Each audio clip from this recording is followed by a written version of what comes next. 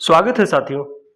आज हम सभी अपनी इस क्लास में डॉक्टर नगेंद्र की पुस्तक पर आधारित सीरीज की शुरुआत कर रहे हैं, जिसमें हम हिंदी साहित्य के महत्वपूर्ण पक्ष जो डॉक्टर नगेंद्र की पुस्तक पर हैं, वो सारे तथ्य यहाँ पर हम अध्ययन करेंगे।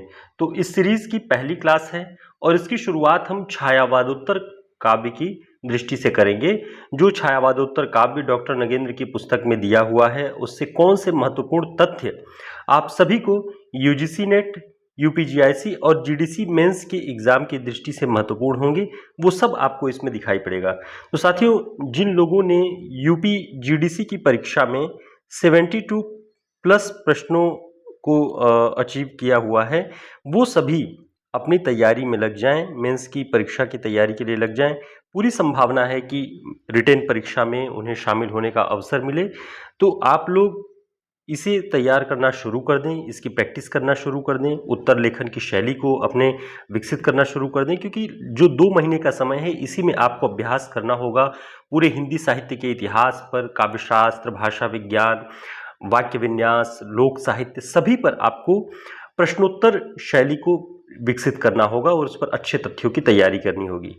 तो उसी को ध्यान में रखते हुए हम छायावादोत्तर काव्य की प्रमुख प्रवृत्तियों के विषय में बात करेंगे। और हमने देखा कि डॉक्टर नगेंद्र की पुस्तक में उन्होंने बताया कि छायावादोत्तर काव्य में केवल कोई एक धारा प्रमुख रूप से नहीं थी, कई सारी धाराओं की कविताएं इस दौर में विकसित थी और चल रही थी लगातार, जैसे राष्ट्रीय सांस्कृतिक कविता की धारा, क्रमागत छायावादी काव्य धारा या उत्तर छायावाद, वैयक्तिक गीति काव्य, प्रगतिवाद, प्रयोगवाद और नई कविता की धारा, जिसमें उन्होंने प्रगतिवाद, प्रयोगवाद और नई कविता की धारा को प्रमुख छायावादोत्तर काव्य के रूप में प्रकट किया हुआ है।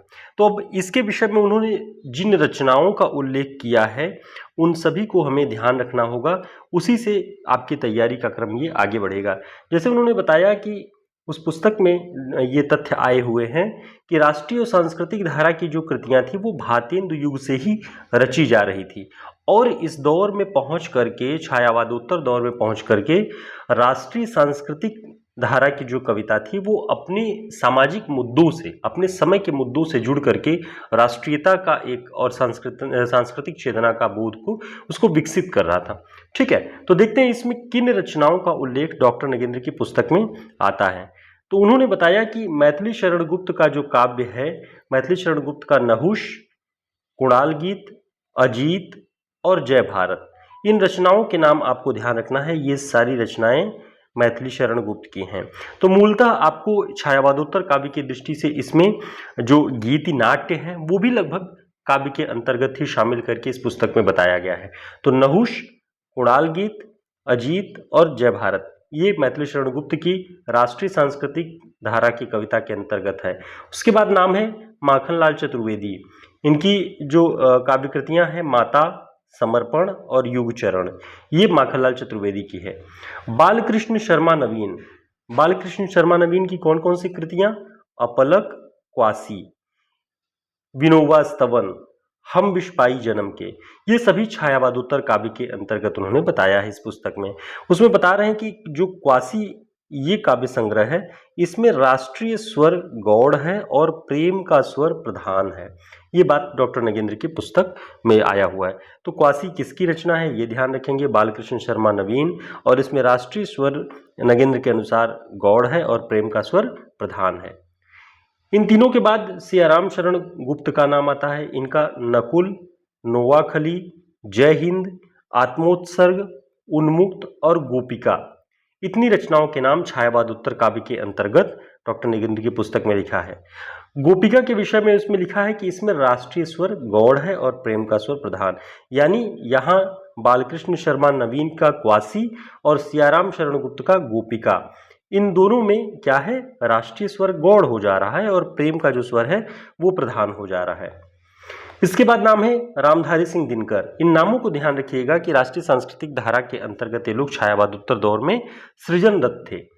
रामधारी सिंह दिनकर जी की रचना हुंकार, द्वंद्व गीत, कुरुक्षेत्र, इतिहास के आंसू, रश्मिरथी, धूप और धुआं एवं दिल्ली, ये सभी राष्ट्रीय सांस्कृतिक धारा के अंतर्गत दिनकर जी की रचनाएं हैं। और नाम कौन कौन से हैं, ये ध्यान रखना है। सोहनलाल द्विवेदी। सोहनलाल द्विवेदी की वासव दत्ता, भैरवी, कुणाल गीत, कुणाल, चित्रा, युगाधार, इतनी रचनाएं सोहनलाल द्विवेदी की हैं। बच्चन की एक रचना सूत की माला, ध्यान रखेंगे बड़ा अच्छा नाम है। और बच्चन की रचनाओं को जब भी आप अध्ययन करते हैं उसमें सूत की माला का उल्लेख आपको कब मिलता है, प्रतियोगी पुस्तकों में। तो डॉक्टर नगेंद्र की पुस्तक में आया है, तो इसलिए ध्यान रखेंगे कभी भी पूछे सूत की माला के रचनाकार कौन है, तो बच्चन। इसके बाद नाम है राष्ट्रीय सांस्कृतिक धारा के अंतर्गत श्याम नारायण पांडे। इनकी हल्दी घाटी और जौहर, इन दो रचनाओं के नाम ध्यान रखना है, छायावाद उत्तर दौर में। फिर उदय शंकर भट्ट। उदय शंकर भट्ट का नाम है विसर्जन, मानसी, अमृत और विष।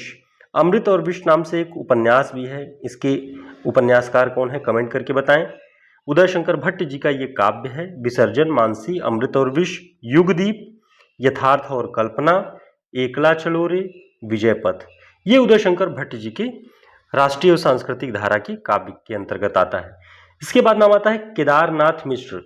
तो इस रूप में भी पूछा जा सकता है कि केदारनाथ मिश्र किस धारा के अंतर्गत हैं, तो राष्ट्रीय सांस्कृतिक धारा के अंतर्गत हैं। इनकी रचना है कालदहन, तृप्तगृह, कैकेयी और दानवीर कर्ण।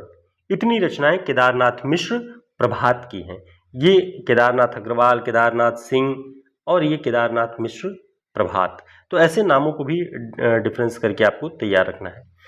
इसके बाद डॉक्टर नगेंद्र की पुस्तक में जो उल्लेख आता है वो आता है उत्तर छायावादी रचनाओं के विषय में।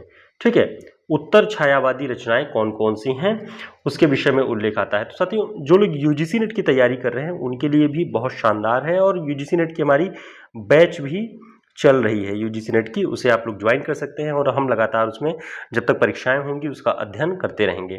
और यूपीजीडीसी के मेंस के लिए बैच चल रही है। जो भी लोग 72 प्लस लगभग क्वेश्चंस उनके सही हो रहे हैं, नेगेटिव मार्किंग वगैरह काट के भी सारी चीज़ें वो लोग तैयारी कर सकते हैं, शुरुआत कर सकते हैं। बैच से जुड़े हमारे नंबर पर संपर्क करके अगर आप बैच को ज्वाइन करते हैं तो हम लगातार तैयारियाँ कर रहे हैं, शुरुआत हो रही है इस बैच की। देखते हैं उत्तर छायावादी दौर की रचनाओं के विषय में कौन कौन सी रचनाओं का उल्लेख हो रहा है। तो डॉक्टर नगेंद्र की पुस्तक में निराला के तुलसीदास उत्तर छायावादी रचना के रूप में, अणिमा, अर्चना और आराधना। अणिमा में कुछ राष्ट्रीय और सांस्कृतिक व्यक्तित्वों पर भी कविताएं हैं, ध्यान रखेंगे। निराला की जो रचना है, जो काव्य संग्रह अणिमा, इसमें कुछ कविताएं राष्ट्रीय और सांस्कृतिक व्यक्तित्वों पर हैं। ठीक है, आगे पंत जी के विषय में देखते हैं। पंत जी की किन रचनाओं का उल्लेख छायावाद उत्तर कविता के रूप में है। स्वर्ण किरण, स्वर्णधूलि, मधुज्ज्वाल, इस रचना का नाम ध्यान रखिएगा पंत जी के। ये सब नगेंद्र जी की पुस्तक में आई हुई रचनाएं हैं, इसलिए आपको ध्यान रख लेना होगा। मधुज्ज्वाल पंत जी की रचना है। युगपथ, उत्तरा, रजत शिखर, शिल्पी, अतिमा, कला और बूढ़ा चांद, लोकायतन, इतनी रचनाओं के नाम पंत जी के हैं छायावाद उत्तर काव्य के अंतर्गत। महादेवी वर्मा की दीपशिखा का नाम छायावाद उत्तर काव्य के अंतर्गत रखा गया, यानी उत्तर छायावादी रचनाओं में। इसके बाद नाम है जानकी वल्लभ शास्त्री। जानकी वल्लभ शास्त्री की रचनाएं रूप अरूप, शिप्रा, मेघगीत, अवंतिका। ठीक है, तो ये उत्तर छायावादी दौर की रचनाएं हैं, इनके विषय में भी आपको ध्यान रखना होगा। ये कुछ महत्वपूर्ण नाम हैं जो कि बराबर परीक्षाओं की दृष्टि से उपयोगी बने रहते हैं। तो इसके विषय में नगेंद्र की पुस्तक में लिखा है कि उत्तर छायावाद वास्तव में छायावाद का इतिहास मूलतः निराला और पंत के काव्य विकास का इतिहास है। यूं छायावाद की शैली में मिलने वाले और भी बहुत से लोग आए, किंतु उनमें अपना कोई उन्मेष नहीं था, इसलिए निराला और पंत की कविताओं को ही विशेष रूप से उत्तर छायावादी कविताओं में देखा जाता है। ठीक है, आगे उसमें इस पुस्तक में लिखा है कि पंत जी की इस काल की सभी उत्तर छायावादी कृतियों में छायावादी सांस्कृतिक स्वर सुनाई पड़ता है। भौतिकवाद और आध्यात्मवाद के समन्वय की एक बेचैनी इनमें बराबर रहती है। किसकी? भौतिकवाद यानी इस दुनिया की, और आध्यात्मवाद, इन दोनों के समन्वय की एक बेचैनी पंत जी की छायावाद उत्तर रचनाओं में दिखाई पड़ती है। ठीक है, तो अभी हमने राष्ट्रीय सांस्कृतिक धारा की कविता, उत्तर छायावादी दौर की कुछ रचनाओं के विषय में देखा। अब इसमें एक उल्लेख है वैयक्तिक प्रगीत कविता। वैयक्तिक प्रगीत कविता, अब ये कविता की धारा क्या है और छायावादी काव्य धारा से किस रूप में अलग है, इसके विषय में देखेंगे डॉक्टर नगेंद्र की पुस्तक में क्या लिखा है। पंत जी ने लिखा कि नगेंद्र जी की पुस्तक में लिखा कि इस धारा के कवियों और छायावादी कवियों में दृष्टि और विषय की बड़ी समानता है। यानी दृष्टि और विषय वही है लगभग जो छायावादी कवियों के रहे हैं, वही वैयक्तिक प्रगीत कविता के भी रहे हैं। इन कवियों की दृष्टि भी रोमानी है, वस्तु जगत के प्रति इनकी भी प्रतिक्रिया अत्यंत भावात्मक है, जैसे छायावादी रचनाओं में दिखाई पड़ती है। तो अभी हम समानता की बात कर रहे हैं, फिर देखेंगे कि इन दोनों धाराओं में अंतर क्या है। समानता में नगेंद्र जी की पुस्तक में लिखा है कि इनका भी विषय छायावादी कवियों की भांति मूलतः सौंदर्य और प्रेम तथा तज्जन उल्लास और विषाद की अनुभूति है, वही जो छायावादी काव्य में था। इनकी भी अभिव्यक्ति का प्रमुख माध्यम गीत ही है। यानी प्रमुख माध्यम, अब देखिए जीडीसी की परीक्षा में भी ये आया हुआ तथ्य है कि छायावाद में गीतात्मकता है, ठीक है, मुक्त छंद की प्रवृत्ति है। तो गीत की प्रवृत्ति छायावाद का प्रमुख आधार रही है। वैसे ही वैयक्तिक धारा की इन कविताओं में भी पूरी तरह से आपको ये बात दिखाई पड़ेगी कि गीत ही इनका प्रमुख माध्यम है, क्योंकि इनके भी काव्य विषय की प्रकृति छायावादी काव्य प्रकृति के समान गीतात्मक है। तो ये सारी पंक्तियां नगेंद्र जी की ही पुस्तक की हैं, इसलिए आपको ध्यान रखना होगा। हमारा प्रयास है कि हम अपनी इन छोटी छोटी क्लासेस के माध्यम से लगभग आधे घंटे की क्लास, 15-20 मिनट की क्लास में हम नगेंद्र जी की पुस्तक की कुछ महत्वपूर्ण जानकारियां ले सकें। इस सीरीज का यही पूरा उद्देश्य है। अब देखते हैं वैयक्तिक प्रगीत कविता के अंतर्गत क्या है। किंतु इन कृतियों में छायावादी कविता जैसा संकोच, रहस्यात्मकता और आदर्शवादिता नहीं है। उत्तर छायावाद की जो वैयक्तिक प्रगीत वाली जो कविताएं हैं, उनमें छायावादी कविता जैसा संकोच, रहस्यात्मकता और आदर्शवादिता नहीं है, बल्कि साहस के साथ सीधे साफ तौर पर अपने निजी प्रेम, संवेग तथा सुख दुख कहने की आकुलता है। ध्यान रखेंगे, निजी प्रेम, संवेग तथा सुख दुख कहने की आकुलता दिखाई पड़ती है। यहीं से अंतर आ जाता है छायावादी कविताओं में और वैयक्तिक प्रगीत कविताओं में। साहस के साथ अपने निजी प्रेम, संवेग तथा सुख दुख को कहने की आकुलता दिखाई पड़ती है, ठीक है। इनकी वेदना, यानी वैयक्तिक प्रगीत काव्य लिखने वालों की जो वेदना है, छायावाद की घिसती हुई वेदना की तरह सामान्य नहीं है, वरन निजी प्रतीत होती है। ध्यान रखेंगे, ये नगेंद्र जी की पंक्ति है कि घिसती हुई, छायावाद की घिसती हुई वेदना की तरह सामान्य नहीं है, वरन निजी प्रतीत होती है, ठीक है। आगे देखते हैं, लौकिक प्रेम इनकी केंद्रीय वृत्ति रही है। ध्यान रखना है, वैयक्तिक प्रगीत कविता की जो केंद्रीय वृत्ति है वो क्या है? लौकिक प्रेम है।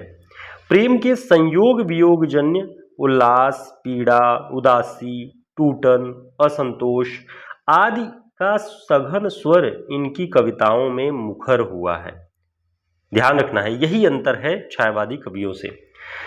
बच्चन जी की पुस्तक में लिखा है कि बच्चन के निशा निमंत्रण और एकांत संगीत काव्य यदि प्रेम के अवसाद के घनत्व को मुखर करते हैं तो मिलन यामिनी मिलन की मादकता और उमंग को। यह कथन डॉक्टर नगेंद्र की पुस्तक का है, ध्यान रखना है आपको, ठीक है। क्या है कि बच्चन के निशा निमंत्रण और एकांत संगीत काव्य यदि प्रेम के अवसाद के घनत्व को मुखर करते हैं तो मिलन यामिनी क्या कर रही है? मिलन की मादकता और उमंग को प्रकट कर रही है। तो ये जो व्यक्तिवादी गीत कविता है उसके विषय में है, आपको यहां से ध्यान रखना है इनके विषय में। इसी सिलसिले में बच्चन जी के बाद एक तो बच्चन जी का नाम आता है वैयक्तिक प्रगीत कविता में, दूसरा किसका आता है आपको ध्यान रखना है? नरेंद्र शर्मा का। नरेंद्र शर्मा का नाम आ रहा है। नरेंद्र शर्मा के विषय में इनकी पुस्तक में लिखा हुआ है कि प्रवासी के गीत, इनकी जो है इनकी रचना है प्रवासी के गीत। प्रवासी के गीत किसका है? नरेंद्र शर्मा, ठीक है। इसमें लिख रहे हैं कि जो प्रवासी के गीत है इसमें लौकिक विरह की प्रधानता है। क्या है? लौकिक विरह की प्रधानता। और बच्चन जी में आप ऊपर देख ही रहे हैं उसमें क्या लिखा हुआ है, ठीक है। तो यहां तो अन्य कृतियों में प्रेयसी के सौंदर्य, भोग और संयोग की उष्मा के मादक चित्र भी हैं। तो ऐसे नरेंद्र शर्मा जी के काव्य के विषय में दिखाई पड़ता है, बच्चन जी के 2 रचनाओं के विषय में भी ये बातें लिखी हुई हैं। तो साथियों, इस सीरीज की आज पहली क्लास थी। इसमें जो जानकारियां हैं वो सभी आपकी जो परीक्षाएं होने वाली हैं उनमें बहुत महत्वपूर्ण होंगी। यदि आप इसे एक रेडियो की भांति सुन भी लेते हैं तब भी आप जीडीसी की जो मेंस की परीक्षा है उसमें जो कुछ लिखना है, आप यहाँ से बहुत सारी बातें आइडिया के रूप में अपने नोट्स में या अपने मस्तिष्क में रख सकते हैं कि आप उत्तर लेखन करें तो जब भी छायावाद उत्तर काव्य की प्रवृत्तियों के बारे में लिखना हो तो ये तथ्य आप सभी की जानकारी को बढ़ाएं और पुख्ता करें। तो ऐसे ही यूपी जीडीसी की मेंस की जो बैच है वो शुरू हो गई है। आप लोग ज्वाइन करना चाहें तो 10 जून से लगातार इस बैच से जुड़ करके हम अध्ययन करेंगे और देखेंगे कैसे प्रश्न पूछे जाने की संभावना है, विभिन्न आयोगों में कैसे प्रश्न पूछे गए हैं रिटन परीक्षा के लिए, उसके भी मॉडल पेपर आपको दिखाई पड़ेंगे। और साथ ही यूपी जीडीसी मेंस के जो 100 मॉडल पेपर, जो 100 मॉडल प्रश्न हैं उनका एक कलेक्शन भी हमारे पास है। उसे भी अगर आप लोग देखना चाहते हैं, अपने पास रखना चाहते हैं परीक्षाओं तक, तो हमारे नंबर पर संपर्क करके आप उसे ऑर्डर कर सकते हैं। बहुत ही महत्वपूर्ण ये सीरीज होगी, आप लोग लगातार जुड़े रहें। और यूजीसी नेट की तैयारी करने वाले छात्रों के लिए बहुत ही शॉर्ट टर्म में 25 दिनों का पूरा एक रोड मैप है जिस पे हम तैयारी करेंगे। तो मिलते हैं एक नई क्लास में, तब तक के लिए नमस्कार, शुभकामनाएं।